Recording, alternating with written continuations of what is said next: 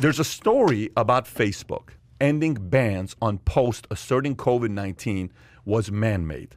The story came about last week. It's a Wall Street Journal story.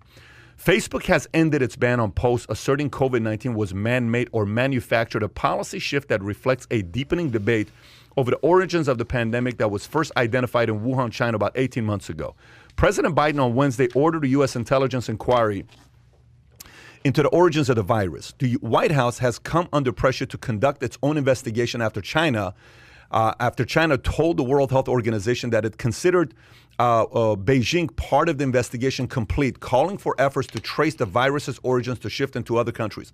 Let me read this one more time, folks. I want you to listen. I'm going to read it slower. The White House, this is a Wall Street Journal article. This is not us writing it. This is Wall Street Journal. The White House has come under pressure to conduct its own investigation after China told World Health Organization that it considered Beijing's part of the investigation complete. Let me get this straight. I'm going to read it one more time. White House has come under a lot of pressure to conduct its own investigation because China told World Health Organization that it considered Beijing's part of investigation complete. Like, listen, we checked on it already. Don't worry about it. It's okay, America. Nothing really happened. Right. You don't need to do anything. Ridiculous. Calling for efforts to trace the virus's origins to shift into other countries.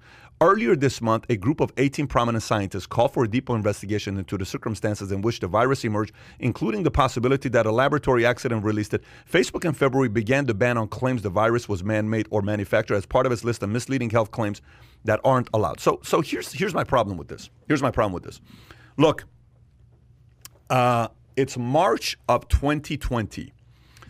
We find out this virus is, I think the first person died and the shutdowns was taking place, Disneyland, all this other stuff that was taking place. Trump goes and travels flights from China. What does Biden call? Racist. Xenophobic. Racist. What does Nancy Pelosi do? She goes to Chinatown and says, look, these are good people. And he says, wait a minute, what are you talking about? I'm banning this because it could be man-made. The moment anybody on the right said they released the virus, you know what they called those people? Crackpots. Conspiracy theorists. Yeah. The word conspiracy theorists. The moment somebody tags the conspiracy theorist on you, what happens to you? You lose credibility. You know what's crazy? The whole scandal with Russia for 3 years, that was the ultimate conspiracy theory ever. There's never been a bigger hoax than the Russia scandal, the dossier that Clinton's paid $35 million. There's never been a bigger scandal than that. That was a scandal. The moment it came out that it was a scandal and was a conspiracy theory, the media stopped talking. It was just kind of like, oh, the Russia scandal's not real? Okay, well, let's talk about this year because, wait. No. 3 years you've been talking about this. Address this. No. We're moving on. We have to go. No, you just talk. Okay. So there's so much hypocrisy there because a year ago, the Democrats had only one plan, and here's what the plans were. And as a registered independent who thinks Bill Clinton was a decent president, who thinks Bill Clinton was a decent president, he was able to get things done with Newt Gingrich. First president I shook hands with was Bill Clinton. The independent guy here is sitting here saying, a year and a half ago, you silenced anybody that said it could be man-made because in your mind, you only had one thing in mind. We have to figure out a way to blame COVID on somebody. Who do we blame COVID on? One person. If we do China, the guy gets reelected because it brings the entire country together. You know who we have to blame? We blame Trump. Because if we blame Trump, we win the election. Everybody went off of a Russia story. They went into the China story. Trump's fault. They put all the pressure and the fault on Trump. And what does Trump do? Here's what Trump does. He gets elected a week later, vaccine comes out. He loses the election a week later, vaccine comes out. Who did that? But Fauci said it's going to take 18 months to have vaccines. Oh, I'm sorry. Fauci brought the pressure? No, Trump brought the pressure. The handling of COVID may have been one of the greatest handlings of a pandemic a president has done without any training on it. No one's been talking about training on this for a long time. No one's gone through it. No one's gone through it at this level. So it's like, oh, here's what we got to be doing. This guy handles it well. He handles it in the right way. They divide. They pin it on him. After he loses, 5 months later, all of these guys have a conference call, and now they want to say could be man-made, and Facebook removes. How many billions of views of people who had opposing arguments about this being man-made was taken down? How many doctors who did an interview with ABC talking about, hey, this virus, how many of those interviews were banned? Remember that whole African doctor that went up there and she talked about it? She got like hundreds of millions of views taken down. The doctor from Bakersfield taken down. Why? Because it's an opposing view? I'm sorry. So what is a conspiracy theory?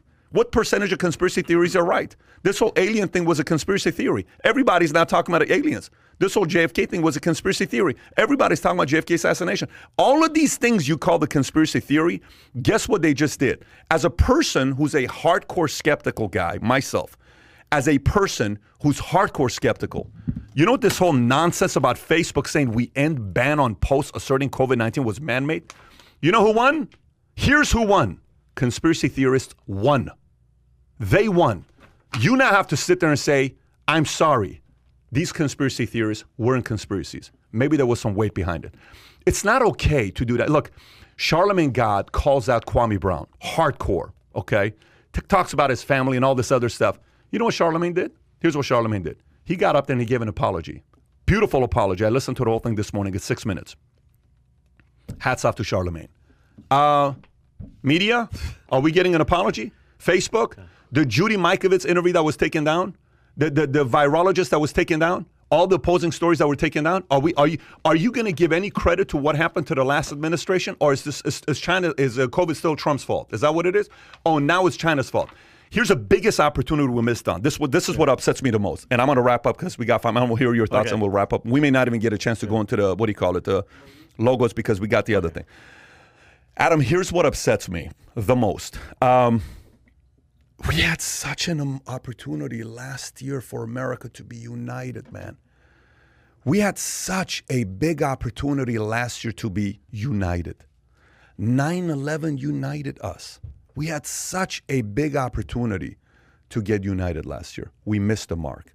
Who caused it? Partly Trump, because he wouldn't prevent being the whole divisive. Like the last two presidents prior to Biden, they've both been divisive. Obama was divisive, he was divisive.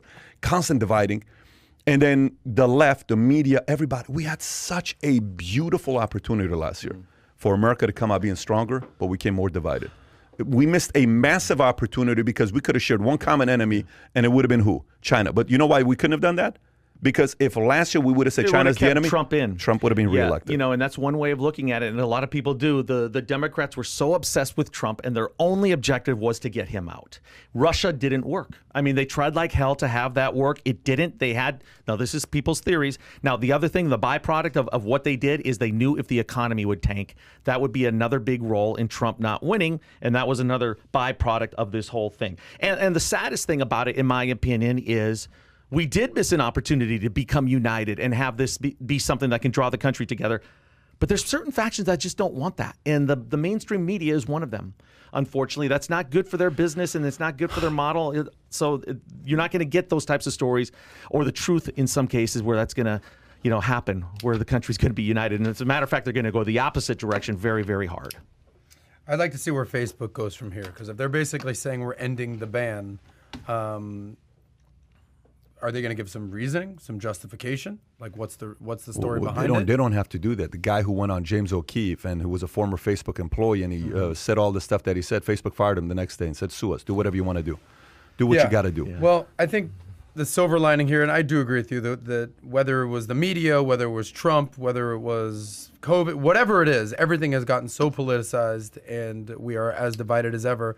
I would love to see the country rally and unify against a common threat or common enemy of China. And as someone who gets the label of the resident leftist here, I could tell you that we are equally concerned with China. And about time, Adam. I would say about time, because about a year ago you were not.